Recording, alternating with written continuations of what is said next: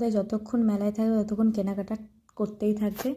যাই হোক, আমাদের মেলা ঘোরা হয়ে গেছে, আর এখন খাবো আমরা একটু ঘুগনি। তো ঘুগনি বাবা বলে দিয়েছে, আর এখানে আমি মেয়ের সাথে একটু ঢং করছিলাম। আর এদিকে আমাদের হাতে গরম গরম ঘুগনিও দিয়ে দিয়েছে, বাবা মা খাচ্ছে, এদিকে আমিও খাচ্ছি। তো ঘুগনিটা খাওয়ার পর আমরা চলে এসেছিলাম ফুচকা খেতে। আর ঘুগনির টেস্টটা যা জঘন্য ছিল কি বলবো। জঘন্য টেস্টের জন্যে আমার বাবা ফুচকাও খেলো না, বলছে না সবই তার মানে এরকমই।